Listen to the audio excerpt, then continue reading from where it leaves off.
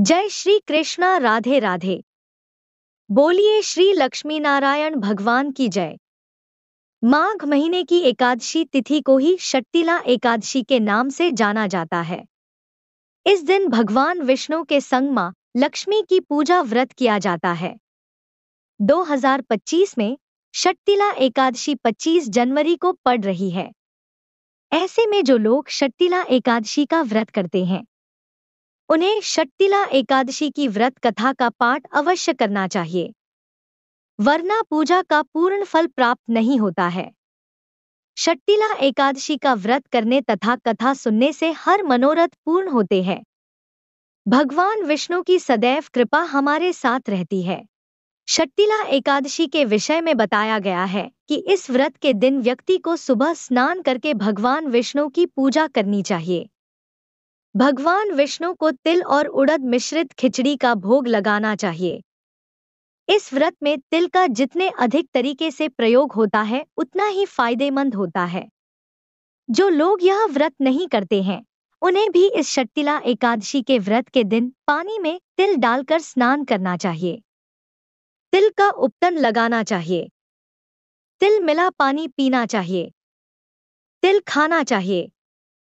तिल का दान करना चाहिए। तिल का हवन करना चाहिए और तिल से तिलक भी करना चाहिए। कहते हैं जो व्यक्ति जितने प्रकार से इस दिन तिल का प्रयोग करता है उतने 1000 वर्ष तक स्वर्ग में रहता। आइए श्री लक्ष्मी नारायण भगवान का ध्यान करते हुए षट्टिला एकादशी की पावन कथा को सुनते हैं। प्राचीन काल में मृत्युलोक में एक ब्राह्मणी रहती थी। वह सदैव व्रत किया करती थी। एक समय वह 1 मास तक व्रत करती रही। इससे उसका शरीर अत्यंत दुर्बल हो गया। यद्यपि वह अत्यंत बुद्धिमान थी तथापि उसने कभी देवताओं या ब्राह्मणों के निमित्त अन्न या धन का दान नहीं किया था। इससे मैंने सोचा कि ब्राह्मणी ने व्रत आदि से अपना शरीर शुद्ध कर लिया है, अब इसे विष्णुलोक तो मिल ही जाएगा, परंतु इसने कभी अन्न का दान नहीं किया, इससे इसकी तृप्ति होना कठिन है।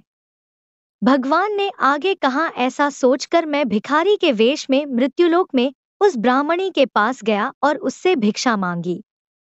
वह ब्राह्मणी बोली, महाराज किस लिए आए हो? मैंने कहा मुझे भिक्षा चाहिए। इस पर उसने एक मिट्टी का ढेला मेरे भिक्षा पात्र में डाल दिया। मैं उसे लेकर स्वर्ग में लौट आया। कुछ समय बाद ब्राह्मणी भी शरीर त्याग कर स्वर्ग में आ गई। उस ब्राह्मणी को मिट्टी का दान करने से स्वर्ग में सुंदर महल मिला, परंतु उसने अपने घर को अन्नादि सब सामग्रियों से शून्य पाया।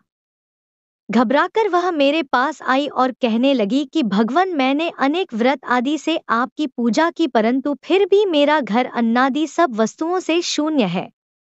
इसका क्या कारण है? इस पर मैंने कहा, पहले तुम अपने घर जाओ, देवस्त्रियां आएंगी तुम्हें देखने के लिए। पहले उनसे षट्टिला एकादशी का पुण्य और विधि सुन लो, तब द्वार खोलना। मेरे ऐसे वचन सुनकर वह अपने घर गई। जब देवस्त्रियां आईं और द्वार खोलने को कहा तो ब्राह्मणी बोली, आप मुझे देखने आई हैं तो षट्टिला एकादशी का महात्म्य मुझसे कहो। उनमें से एक देवस्त्री कहने लगी कि मैं कहती हूँ। जब ब्राह्मणी ने षट्टिला एकादशी का महात्म्य सुना तब द्वार खोल दिया। देवांगनाओं ने उसको देखा कि न तो वह गांधर्वी है और न आसुरी है, वरन पहले जैसी मानुषी है। उस ब्राह्मणी ने उनके कथनानुसार षट्टिला एकादशी का व्रत किया।